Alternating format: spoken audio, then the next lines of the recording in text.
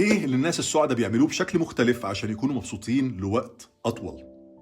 من وجهة نظري الإجابة على السؤال ده موجودة في الفجوة بين الحياة كطالب والحياة المهنية، وإزاي الناس السعداء بيقدروا يقفلوا الفجوة دي بطريقة صحيحة. والفجوة دي ممكن نلخصها في 4 نقط أساسية. نقطة رقم 1، مفيش كتاب إرشادات ولا خطوات واضحة تمشي عليها للأسف. زمان كنا بناخد كتب جاهزة في المدرسة والجامعة، كل حاجة كانت محضرة ومحددة لينا. بعد التخرج مفيش سيناريو جاهز، كل واحد لازم يكتب السيناريو بتاعه بنفسه حسب معرفته وخبرته وظروفه وأهدافه في الحياة. الناس السعداء بيقدروا يصنعوا سيناريو واضح لحياتهم يمشوا عليه. رقم 2، صدمة إنك بقيت مسؤول عن قراراتك فجأة.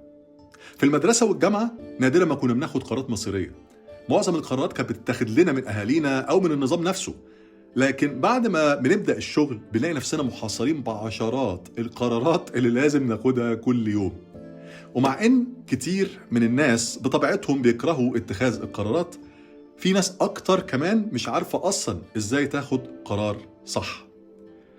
الناس السعداء بيستوعبوا ده ويبدأوا يطوروا مهاراتهم عشان ياخدوا قرارات أحسن في المستقبل.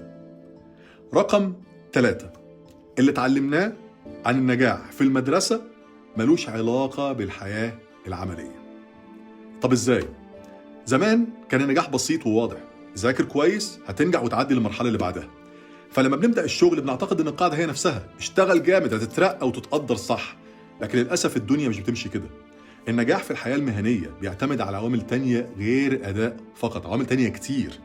ناس كتير بتشتغل بكل طاقتها لكن مش بتشوف أي تقدم، وده بيخليهم محبطين ومش عارفين يعملوا إيه عشان يتحسنوا. طيب الناس السعداء بقى بيفهموا إن قوانين النجاح اتغيرت وبتكيفوا مع التغيير ده بسرعة. تعالوا نتكلم على رابع نقطة بقى وآخر نقطة فيهم. زمان كطلبة كان عندنا هدف واضح، لكن بعدها الأهداف فجأة اتبخرت شوية بشوية. يعني مثلا من أول يوم في المدرسة كان عندنا هدف محدد جدا، انجح واطلع للسنة اللي بعدها لحد ما تتخرج وتلاقي شغل كويس. لكن بعد ما بنتخرج ونبدأ شغل قليل جدا اللي بيحدد لنفسه أهداف جديدة. وأنا مش بتكلم على فكرة على الأهداف الأولانية بالنسبة للشقة، لا، أنا بتكلم على أهداف عامة في الحياة بالذات مع السن. البني آدم بطبيعته كائن بيسعى لتحقيق أهداف. المشكلة إنه لو ما عندكش أهداف أو هدف معين حياتك هتبقى دايما بلا معنى. الناس السعداء فاهمين الكلمة دي أو الحكاية دي كويس قوي، وعلشان كده دايما بيحطوا لنفسهم أهداف وتحديات تخليهم دايما يحسوا إن هم بيتقدموا في الحياة وبيتطوروا كل يوم، وده بينعكس على حالتهم النفسية